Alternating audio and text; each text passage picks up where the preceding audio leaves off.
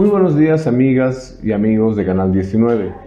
Hoy estamos en el segundo programa denominado Construyendo un Mundo Inclusivo. Este día hemos invitado a la licenciada Alejandra Mendoza Claure. Ella es la responsable del proyecto de prevención, detección, atención de deficiencias y discapacidades en la primera infancia de la Fundación AIFODEC. Buenos días, licenciada. Buenos días, gracias por la invitación. Bien, recordarles a todos los amigos y amigas que el objetivo de este programa es socializar la información que realiza la Fundación AIFODEC, también mostrar los servicios que presta esta institución. Bien, vamos a iniciar con la primera pregunta. Es importantísimo saber qué hacen ustedes en la Fundación AIFODEC. ¿Desde cuándo se desarrolla el proyecto de primera infancia? ¿Con qué población trabajan? ¿Cuál es el objetivo de este proyecto? Y la cantidad de niños y niñas que atienden actualmente. Sí, bueno, nosotros inicialmente este proyecto nace, se ejecuta el año 2020, justamente a raíz de esta necesidad, ¿no?, que se encuentra en la población infantil, donde existe una mayor capacidad de poder detectar de forma temprana discapacidades o retrasos, ¿no?, que eso permite que se pueda realizar una atención multidisciplinaria y oportuna. Entonces, ante esa necesidad nace el proyecto. Actualmente nosotros trabajamos con 3 poblaciones. Trabajamos con niñas y niños de 0 a 5 años del municipio de Sacaba. También trabajamos con las familias de los niños. Y nuestra tercera población son las educadoras de los centros infantiles Guayna. ¿Cuáles son las acciones que han estado realizando con estas 3 poblaciones? Bueno, en primer lugar, con las educadoras de los centros infantiles, ya desde el año 2020 hemos venido dando talleres de capacitación relacionados a temáticas de discapacidad, primera infancia, detección, metodologías de intervención, ¿no? Todo lo que tiene que ver y todo lo que tienen que aprender las educadoras para detectar de forma temprana y oportuna y puedan realizar también una atención, ¿no? Entonces, desde el año 2020, como te decía, venimos realizando esta capacitación. Actualmente la seguimos realizando de forma presencial, anteriormente de forma virtual por el tema de la pandemia, pero ya se ha ido regularizando esto poco a poco. Entiendo que la Fundación AIFODEC viene apoyando a las educadoras de los centros infantiles años antes ya. Sí, ya desde el año 2018, creo, si no tengo mala memoria, ya se venía apoyando, ¿no?, el trabajo que realizaban las educadoras en los centros infantiles a través de el área RBC, ¿no?, que ya en el primer episodio ya habíamos hablado que era rehabilitación basada en la comunidad, y ya después esto pasa a manos directamente del proyecto de primera infancia, ¿no?, el trabajo con las educadoras. ¿Y cuál es el objetivo? El objetivo con las educadoras principalmente es capacitarlas de forma práctica y teórica en temáticas relacionadas a la primera infancia, a la discapacidad, ¿no?, para que ellas puedan tener la capacidad, ¿no?, de realizar una detección en el niño y poder también abordar de forma multidisciplinaria junto con la familia y poder derivarlo a centros de salud también, si es que en el caso de que lo requieran, ¿no? ¿Con cuántos niños están trabajando en la actualidad? Actualmente estamos trabajando con 35 beneficiarios, pero durante todo el proyecto hemos atendido a más de 65 niñas y niños que han sido detectados con algún tipo de retraso en el desarrollo o alguna discapacidad, ¿no? Entonces ahora trabajamos con 35 beneficiarios a quienes se les realizan, ¿no?, visitas domiciliarias de seguimiento. Se les ha realizado las derivaciones correspondientes, porque una parte fundamental del proceso de detección del niño son las derivaciones, ¿no?, donde el especialista te da un diagnóstico preciso, ¿no?, de lo que el niño tiene, ¿no?, si es que tiene una discapacidad intelectual o si tiene un trastorno del espectro autista o simplemente un retraso, ¿no?, que puede manejarse con la familia. Ustedes están detectando todas las discapacidades, porque cuando hablamos de discapacidad física múltiple, sensorial visual, sensorial auditiva, intelectual y psicosocial. ¿Ustedes trabajan con todas las discapacidades o es que hay algunas que no se pueden detectar, digamos? Claro, principalmente detectamos discapacidad física, discapacidad múltiple, sensorial, ¿no? Lo que está la visual, la auditiva, pero la discapacidad intelectual es la más difícil de detectar a esa edad, ¿no? ¿Por qué? Porque todavía no puede haber un diagnóstico preciso, hay un diagnóstico preliminar, ¿no? Es decir, hay un antecedente, ¿no? Del médico, del neuropediatra, en este caso, que te da, ¿no? una idea, pero hay que esperar todavía, ¿no? A ver cuánto más se va a desarrollar el niño para que luego se realice este diagnóstico preciso, identificar si es una discapacidad intelectual leve, moderada, ¿no? Porque sabemos que durante ese tiempo, si realizamos una atención temprana y oportuna, el niño podría desarrollarse más, ¿no? Claro, o sea, hay que hacer una diferencia importante entre la discapacidad y los retrasos en el desarrollo. Exacto. O sea, no todos los niños que tienen retrasos en el desarrollo tienen discapacidad, exacto, ¿verdad? Pero todos los niños que tienen discapacidad sí presentan retrasos en su desarrollo. En distintas áreas. ¿Cuáles son las áreas más comunes de retraso que presentan los niños, digamos, dentro de lo que es lo esperable? ¿Y cuáles son los signos de alarma, digamos, si nos podrías describir tal vez por discapacidad? Pero primero hablaremos de lo que es esperable, un retraso para que la mamá no se asuste, ¿no? Sí, hay que hacer una diferencia, ¿no? Como tú dices, entre lo que es un retraso simple del desarrollo y ya lo que puede significar un trastorno o una discapacidad, ¿no? Un retraso en el desarrollo comúnmente se da en el lenguaje, ¿no? ¿Qué pasa? Sobre todo ahora que con la pandemia, con la falta de socialización con el uso del teléfono móvil. Todo esto ha provocado que la población infantil, ¿no? presente estos retrasos simples en el desarrollo del lenguaje. ¿Qué quiere decir eso? Que puede que tarden en hablar, ¿no? A los 3 años, 2 años y medio, todavía no tienen un repertorio amplio. Y eso puede deberse a muchos factores, como te decía, a la pandemia, a la falta de socialización del niño, porque hasta ahora hay muchos niños que no han ido al kinder ni al prekinder, ¿no? A la falta de comunicación también dentro de la familia.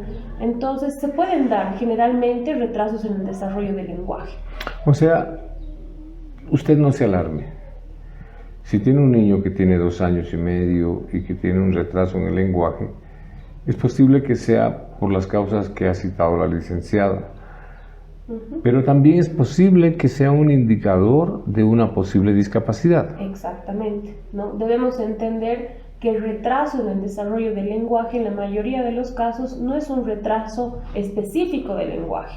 Normalmente el retraso del lenguaje está asociado a otros problemas, vamos a decirlo, o a otras dificultades. ¿Cuáles son estos problemas? Por ejemplo, una discapacidad intelectual, ¿no? Un trastorno del espectro autista, ¿no? Un TDA, que es un trastorno por déficit atencional.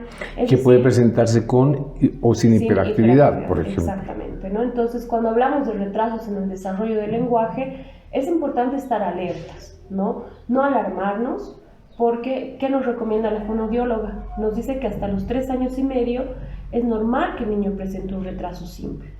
Pasando los 3 años y medio de edad, ya debemos preocuparnos, ¿no? Y llevarlo al especialista, que en este caso es el fonoaudiólogo, quien realiza una evaluación específica del lenguaje y va a determinar si ese retraso se debe a una falta de estimulación o algún otro factor, ¿no? subyacente. Muy interesante.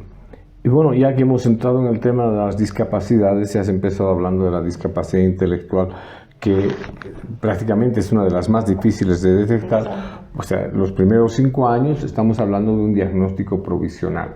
Esto significa que puede ser que el niño tenga un retraso en el desarrollo y cuando ya, digamos, llega hasta los 5 años se va nivelando, es decir, se prepara para su ingreso a la escuela. Pero, como puede ser que no. Pero ¿qué sucede con las otras discapacidades? A ver, digamos, hablemos inicialmente de la discapacidad física. ¿Es fácil detectar una discapacidad física? Sí, es fácil, ¿no? Es visible. Podemos ver cuando el niño presenta una poca coordinación, por ejemplo, motora, o hay una displasia de cadera que normalmente se identifica a los 5 o 6 meses de nacido, ¿no? O alguna mala formación en algún miembro del cuerpo, en alguna extremidad, entonces es más fácil poder identificar una discapacidad. O sea, es física, más visible más en todo visible, caso. ¿no? Ahora, con la discapacidad auditiva, por ejemplo, ¿no? También existe un poco de dificultad en esa edad. Por supuesto, ¿no? imagínate el niño de pronto, o sea, hasta el año que tiene una asistencia permanente de la mamá, o sea, y está amamantando, o sea, no explicita, no tiene lenguaje, entonces es un poco difícil. Cuéntanos un poco sobre esto. Claro, podemos darnos cuenta con algunos signos de alarma, por ejemplo, ¿no? Las mamás, ¿qué pueden hacer para darse cuenta si el niño presenta una buena audición? ¿No? Se puede utilizar una sonajera para ver si el niño responde al sonido. O sea, el niño no responde a los estímulos. Ajá. El niño, si tuviera una discapacidad auditiva, no respondería a un estímulo auditivo. Es como cuando uno se tapa los oídos y no escucha. Exactamente. Exactamente, el niño, no, o sea, tú le puedes poner la sonajera en el oído y no reacciona frente al estímulo. Exactamente. O si le gritas, digamos, hola, le dices, no reacciona al estímulo. No, no se da la vuelta. Podemos hacer la prueba, ¿no? Poner a un niño, a un bebé, y por atrás hacer resonar algo, emitir un estímulo auditivo para ver si el niño reacciona a ese estímulo. Pero ahora en los casos, por ejemplo, en los que existe un resto auditivo o una hipoacusia, sí es un poco más difícil detectar. ¿Qué es una hipoacusia? Una hipoacusia es cuando existe un resto auditivo, ¿no? Es decir, cuando escucha poco. Exactamente, cuando el niño no escucha al 100%, sino la capacidad está disminuida, ¿no? La capacidad de escuchar, de oír, es reducida. O sea, no es sordo. No es sordo. No estamos hablando hipoacusia significa baja audición. Baja audición, exacto. Perfecto. Entonces, el niño igual puede ser que no responda a los estímulos. Exacto.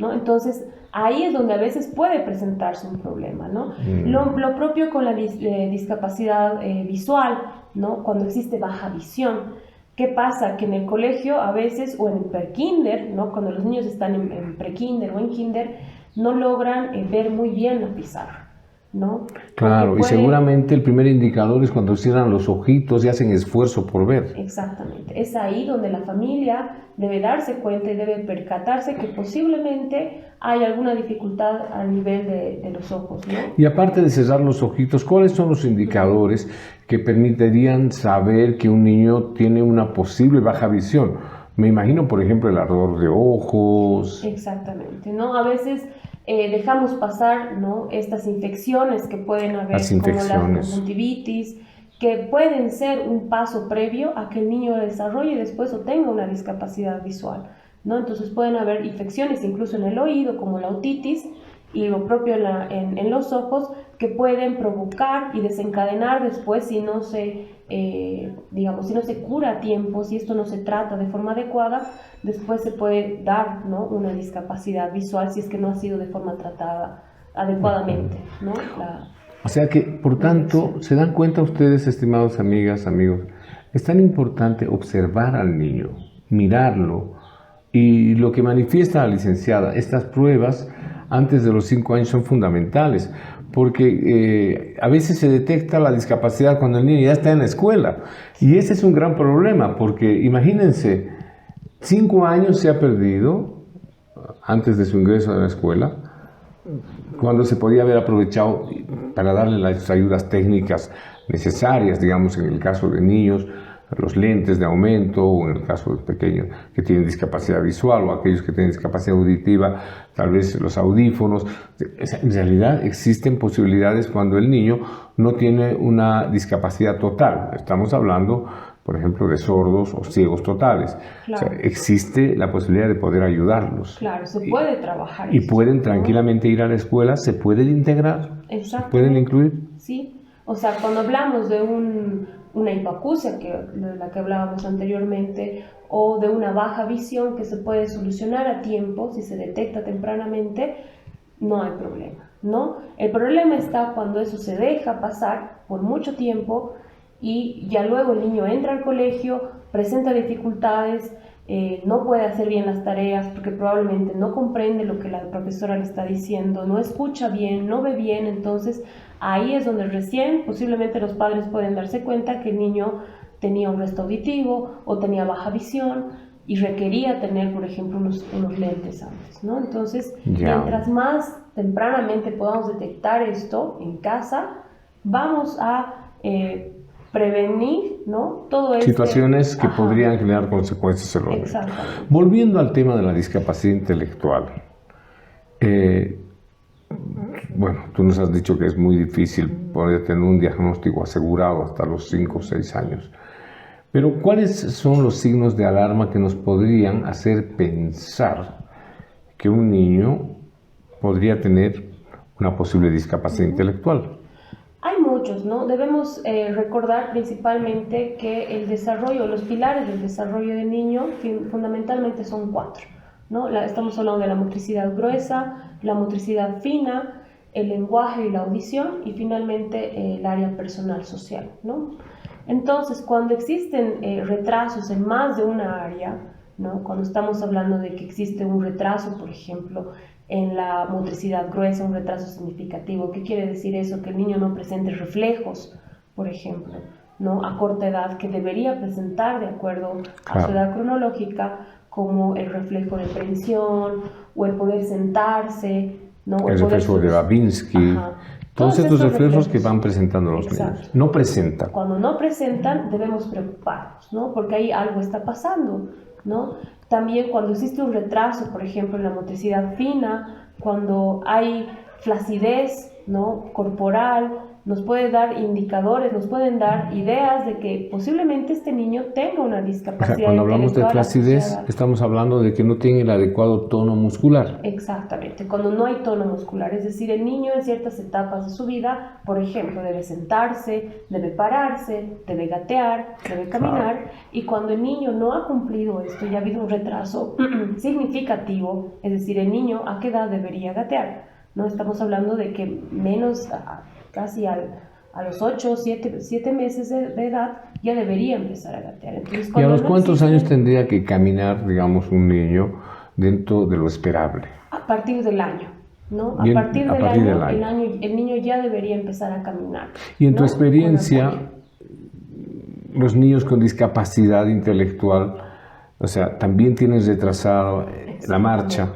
¿No? Tienen retrasos en múltiples áreas, ¿no? Yeah. Cuando hablamos de la motricidad gruesa, existe un retraso a nivel del movimiento, ¿no? ¿Qué quiere decir eso? Que el niño va a tardar en sentarse, va a tardar en gatear, probablemente ni siquiera gatee, va a tardar en caminar, va a tardar en hablar, es decir, va a haber retrasos en múltiples áreas, ¿no? Que nos pueden dar un indicio de que posiblemente tenga una discapacidad a nivel intelectual. O sea, en resumen, tiene un retraso en el área cognitiva, en el área de su inteligencia y en el área social.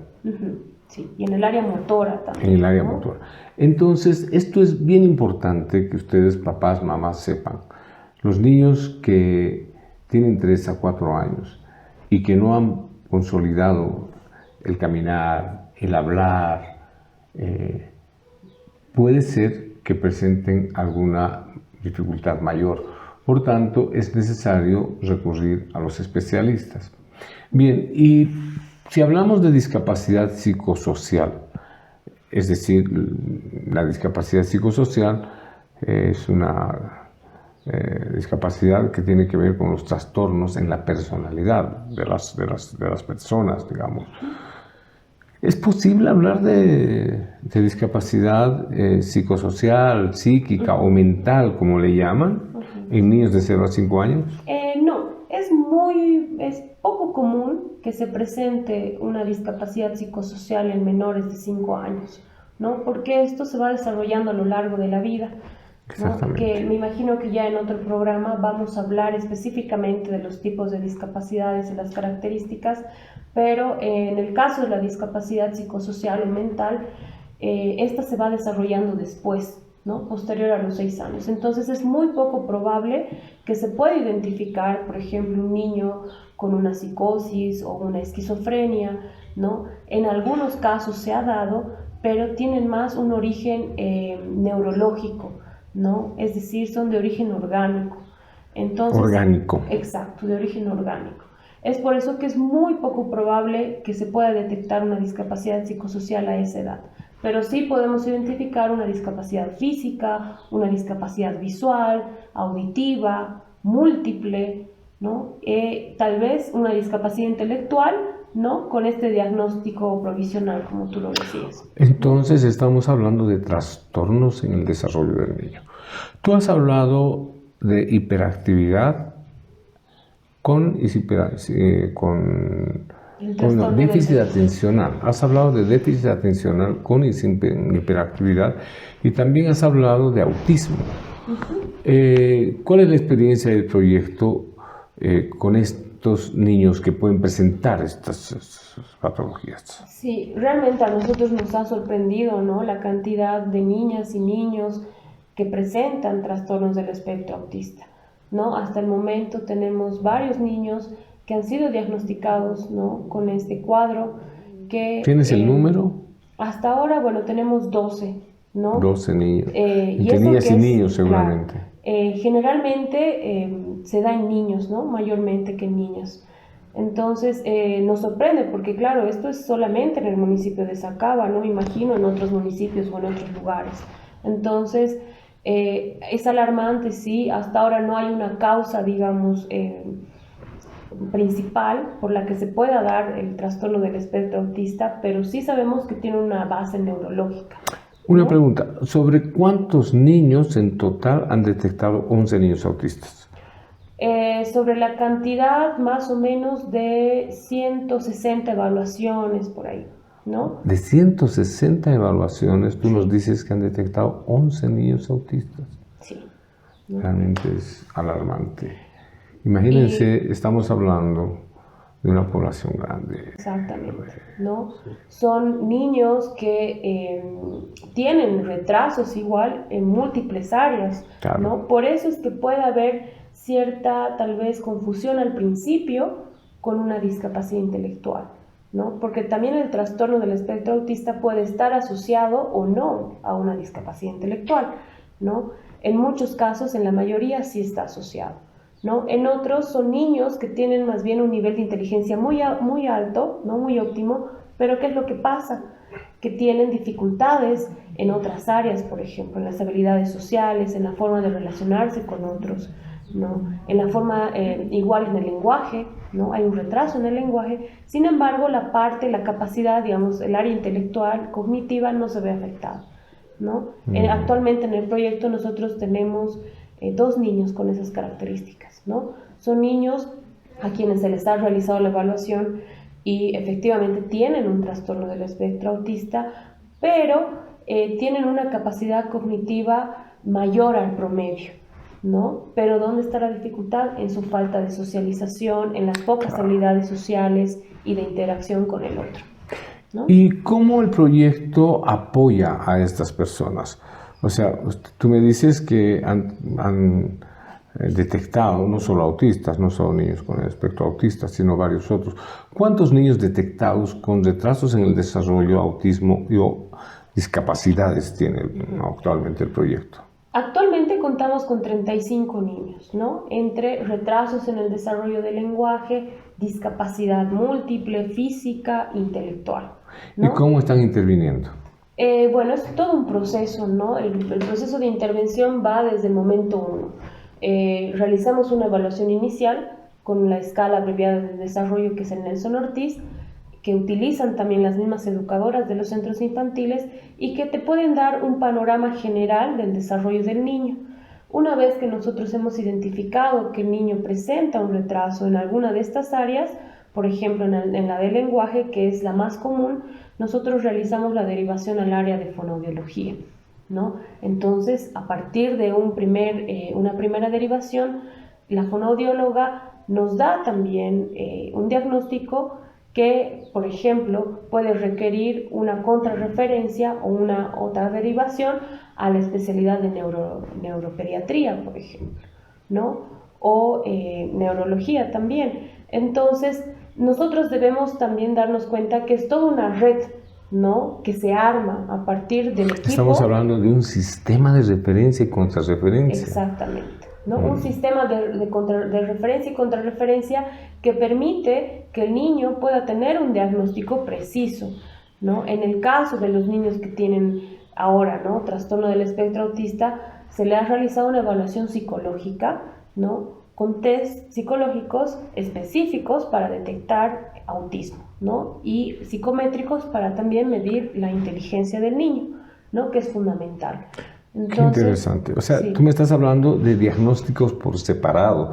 O sea, no es que uno va a un médico y el médico general le hace el diagnóstico al niño, no.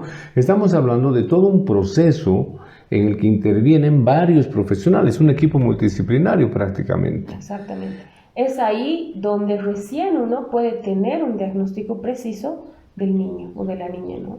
Porque no basta solo un diagnóstico. En muchos casos también ha habido dificultades, ¿no?, en que el neurólogo no ha identificado el trastorno del niño o el retraso, y han pasado años y efectivamente el niño sí tenía, ¿no? Entonces es importante también hacer la valoración con otros profesionales, ¿no? Ahí está el neuropediatra, está el fonoaudiólogo, está el psicólogo infantil, ¿no? Está el fisioterapia, si estamos hablando de el fisioterapeuta, perdón, si estamos hablando de una persona con una discapacidad física, ¿no? El fisiatra también, que es una especialidad médica, ¿no?, que se encarga de problemas, digamos, de movimiento relacionados a un tema neurológico, ¿no? Entonces es un equipo multidisciplinario el que puede dar, ¿no?, este diagnóstico de las dificultades que puede presentar el niño, ¿no? O sea, por eso es importante el diagnóstico diferencial. Es decir, no basarse solo en el diagnóstico de un profesional, porque conocemos muchos casos de niños que han sido diagnosticados mal. Eso también es una evidencia. Tantos años de experiencia hemos comprobado que hay niños que no han tenido un diagnóstico adecuado y bueno, han tenido que cargar con esto toda la vida, ¿no? Ahora, tú nos hablabas de los niños que tienen déficit atencional sin hiperactividad. ¿Qué nos puedes decir de esto?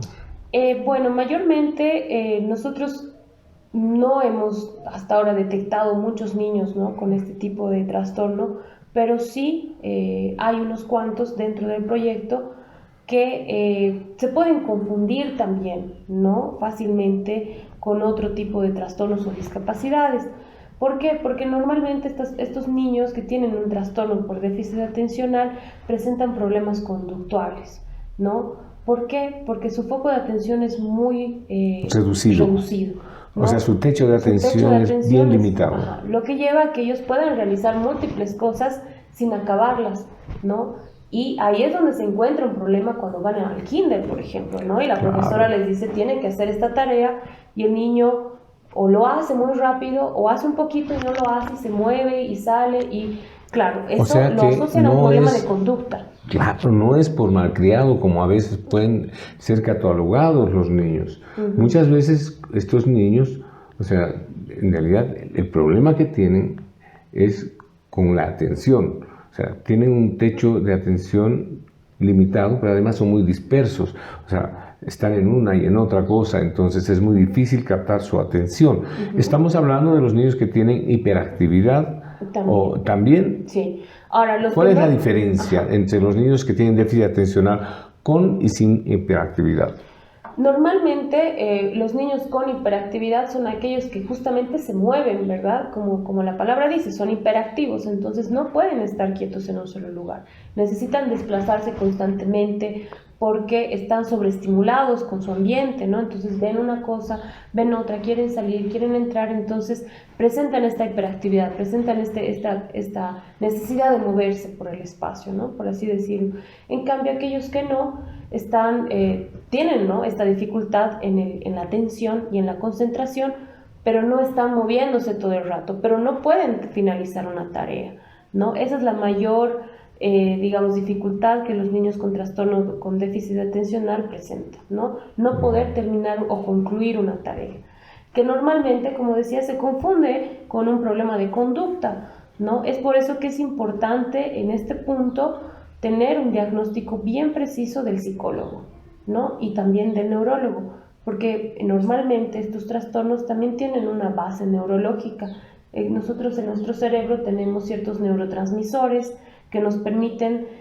movernos, ¿no? Y comportarnos de una forma o de otra. Entonces, cuando hay una irregularidad en estos neurotransmisores o en estos químicos que nos permiten estar tranquilos, felices, eufóricos, sentir esto, sentir aquello, cuando esto está desregulado, se pueden presentar esos trastornos, ¿no? Entonces, por un lado, habrá que hacer una derivación al neuropediatra, que es la persona que va a recetar, ¿no?, estos estimuladores del cerebro, y por otro lado, una terapia en psicología, ¿no? Porque tampoco podemos dejar todo a las manos del médico o a las manos de los fármacos, ¿no? Debemos hacer una terapia tanto psicológica como farmacológica.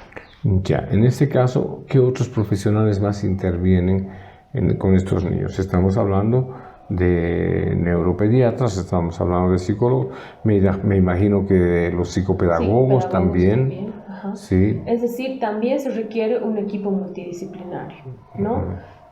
Peor, o más aún, perdón, si están en etapa escolar, ¿no? Si el niño se encuentra en etapa escolar, requerirá el apoyo de un psicopedagogo que pueda acompañarlo en este proceso, de un psicólogo también, y la terapia farmacológica que requiera, ¿no?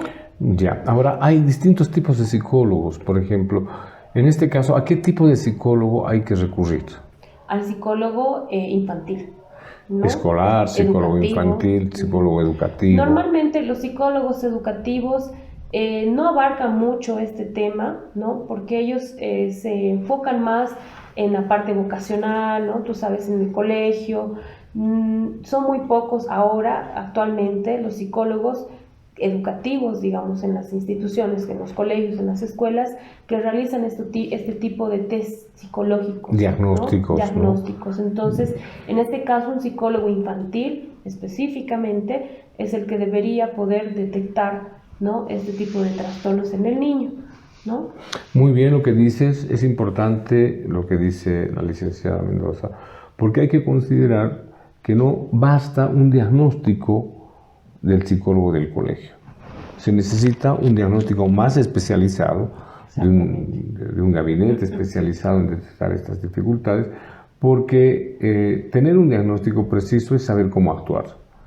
Y saber cómo actuar significa darle las posibilidades al niño para que logre desarrollarse en todas las áreas que mencionaba la licenciada Alejandra.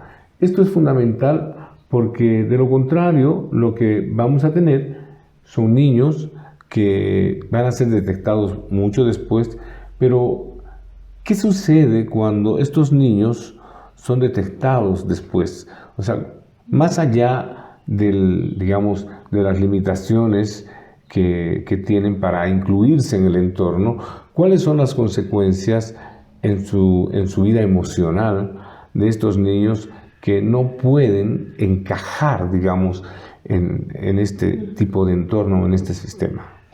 Bueno, son muchas, ¿no? Yo creo que justamente has tocado un punto muy importante porque cuando uno no realiza un diagnóstico a tiempo, ¿qué pasa con el niño? ¿No? Primero que el niño sufre burlas en el colegio. ¿Por qué? Porque ya empiezan las etiquetas, ¿no? Empezando desde el profesor. Lo etiquetan de flojo, lo etiquetan de burro, de sonso, ¿no? Principalmente de flojos y de tontos, ¿no? Porque en ese momento, cuando todavía no hay un diagnóstico, piensan o lo asocian a un problema de conducta o que simplemente el niño no quiere aprender. Entonces, ya eso provoca, ¿no?, un problema emocional en el niño. Además, porque lo etiquetan. Exactamente, ¿no? Las etiquetas desde el principio, ¿no? Desde el colegio, desde el profesor hasta el compañero de curso, ¿Y ¿no? cuáles son esos problemas emocionales? Bueno, por un lado existe frustración en el niño. ¿Por qué? Porque no puede aprender lo mismo que sus compañeros están aprendiendo, ¿no? No tiene la capacidad de estar al ritmo de ellos, entonces sufre burlas, tiene baja tolerancia a la frustración, ¿no? Por un lado recibe también el rechazo de los padres, ¿no? Y probablemente también existen problemas dentro del entorno familiar, porque los mismos padres también, cuando no se dan cuenta, lo tachan de flojo, lo etiquetan de burro, de que no quiere hacer, ¿no? Y lo golpean. Entonces, lo maltratan. Todo esto para mí llega a ser un calvario, ¿no? Para el niño, en realidad. ¿Por qué? Porque es equivalente a un calvario. Exactamente, ¿no? Todo ese proceso, desde que era pequeño hasta el momento en que recién le detectan la discapacidad, es un proceso muy duro para el niño, sobre todo, ¿no? ¿Por qué? Porque la familia no lo acepta, la familia niega la discapacidad o simplemente se hace de la vista gorda, el profesor el profesor manda quejas, ¿no? Del niño, los compañeros hacen la burla.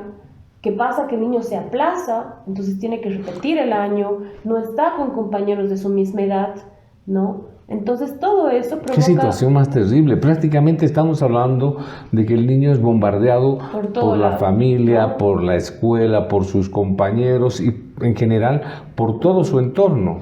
Por eso decías que es un calvario. Exactamente, ¿no? Es por eso que la atención temprana y la detección temprana es fundamental, ¿no? Nosotros justamente nos abocamos a eso porque queremos evitar todo ese sufrimiento que el niño puede pasar cuando va al colegio y no ha tenido un diagnóstico preciso, ¿no? Podemos evitar todo ese proceso para el niño y más bien poder realizar esta atención multidisciplinaria y oportuna antes de que entre a edad escolar, ¿no? Antes de que entre al colegio. O sea, entonces, el proyecto de prevención, atención y capacitación de deficiencias y discapacidades lo que realiza es una intervención temprana que coadyuva mucho, ayuda mucho a que los padres puedan tener claridad sobre lo que les pasa a sus niños, y al tener claridad obviamente implica una modificación en su conducta, ajustes en el entorno del niño, ¿no? Y cuando ingresa a la escuela, o sea, los profesores, el mundo escolar, se tiene que de alguna forma, o de muchas formas más bien, adaptar. Claro, exactamente. Sí. Se tiene que adaptar a las características del niño. Y no como pasa ahora, porque ahora sucede que el niño tiene que adaptarse a las características de la escuela, cuando en realidad es la escuela la que debería adaptarse a las características del niño. Exacto. Y eso también lo menciona la ley, ¿no? La ley de educación, Avelino Siñanis, tiene, ¿no?, como base fundamental la inclusión educativa, ¿no?, que es algo que hasta ahora no se cumple a cabalidad, ¿no? Son pocos los colegios, las unidades educativas que realmente acogen a estos niños, se preocupan, realizan adaptaciones curriculares y se sensibilizan con el tema, ¿no? Entonces, falta mucho camino también por hacer para llegar a una verdadera inclusión educativa, ¿no? Mira, realmente hemos hablado de temas tan complicados porque se me viene a la cabeza, la anterior semana vino una mamá toda deprimida porque su niño tiene una posible discapacidad, pero no lo quieren aceptar en una unidad educativa. Prácticamente le han dicho que lo lleve a un centro de educación especial. ¿Es válido esto? O sea, ¿esto está penado de acuerdo a la ley 070? Claro que sí. O sea, todo colegio, toda unidad educativa debe recibir a una persona con discapacidad, no importa cuál sea el grado, ¿no? Lo importante es que hayan adaptaciones curriculares, ¿sí? Primero. Y segundo, obviamente sí, debe haber una persona, como la ley señala, digamos, una persona que apoye este proceso, ¿no?, del niño de adaptarse y de avanzar los contenidos curriculares de las materias, pero en ningún momento se puede negar, ¿no?, el acceso a un niño al colegio, ¿no? Eso está claro. Muy bien. ¿Y qué rol? O sea, si no está prohibido significa que el niño puede acceder. Pero esta no es una tarea exclusiva del profesor, ¿no? Porque a veces los papás dicen, mi hijo tiene el derecho de participar, pero no apoyan el proceso. ¿Cuál es el rol de los padres en este proceso de desarrollo del niño que tiene discapacidad y que es incluido en la escuela? Es fundamental, ¿no? Porque justamente lo que tú decías, ¿no? En muchos casos también los papás ven al colegio o a los centros de educación especial o a los colegios como una guardería, ¿no? Es decir, se lavan las manos, los dejan, tienen que cumplir, dicen ellos, y listo. Pero en realidad el tema es otro, ¿no? Los padres y las familias en general, las mamás y los papás, deben involucrarse en el desarrollo del niño, ¿no? Deben acompañar este proceso educativo del niño, ¿no? Es en lo posible, cuando hablamos, por ejemplo, de un niño que tiene autismo, debe tener el acompañamiento, ¿no? De la mamá, del papá o de un maestro sombra también que pueda apoyar este proceso educativo. No es solamente dejarlo ahí y ver que se arreglen los profesores, también entendemos que es un trabajo difícil, entendemos que lleva tiempo y debe tener una atención, ¿no? Personalizada de acuerdo al caso, pero principalmente los padres deben actuar ahí, deben estar presentes, deben contratar, si tienen las posibilidades de hacerlo, un maestro sombra, por ejemplo, que apoye en las clases al niño, que esté con él y que pueda coadyuvar, ¿no? A que el profesor también realice estas adaptaciones curriculares. Muy bien, terminando este programa, yo quisiera que hagas un breve recuento del apoyo que realiza el proyecto, es decir, qué tipo de apoyo presta a los niños de 0 a 5 años y las personas interesadas, dónde pueden buscarlas, o sea, cuál es la dirección, el número de teléfono y todo esto. Sí, bueno, nosotros como proyecto que forma parte de la Fundación IFODEC ofrecemos evaluaciones gratuitas del desarrollo de niños de 0 a 5 años. Esa es nuestra población. ¿Sí? Principalmente a niñas y niños que se encuentran en el municipio de Sacaba. Realizamos estas atenciones, también trabajamos con las familias a través de los grupos de autoapoyo y las charlas de orientación que les sirve para coadyuvar al desarrollo de sus niños y realizamos las derivaciones que sean correspondientes en caso de que se detecte alguna discapacidad o algún retraso, ¿no? Entonces, nosotros ofrecemos este servicio de forma gratuita, pero lo que sí esperamos siempre de las familias es el compromiso, ¿no? Nosotros no podemos realizar el trabajo solos, por lo que es primordial el compromiso de la familia para llevar adelante este trabajo. Nosotros estamos ubicados en la zona San Pedro Magisterio, kilómetro 3,5 de la avenida Villazón, a media cuadra de la Hacienda Santa María, y pueden comunicarse al teléfono 797-15-838, que es mi teléfono, o al número de la oficina de la IFODEC, que es el 47-24-499. ¿No? Muy bien, 472-4499. ¿Sí? Ese es el teléfono de la institución. Bueno, queridos amigos, hemos llegado al final de este programa. Hemos hablado de un tema realmente interesante.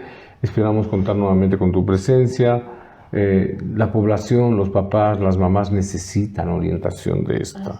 Ellos tienen que saber que son fundamentales en la vida del niño. Y si no hay papá y si no hay mamá, el niño no puede solo. Yo voy a rescatar para terminar este programa una sola palabra. Cuando el niño no tiene el apoyo de los padres, de los educadores, vive un verdadero calvario. Yo me quedo con eso. Muchas gracias, Alejandra, y bueno, hasta la próxima. Gracias.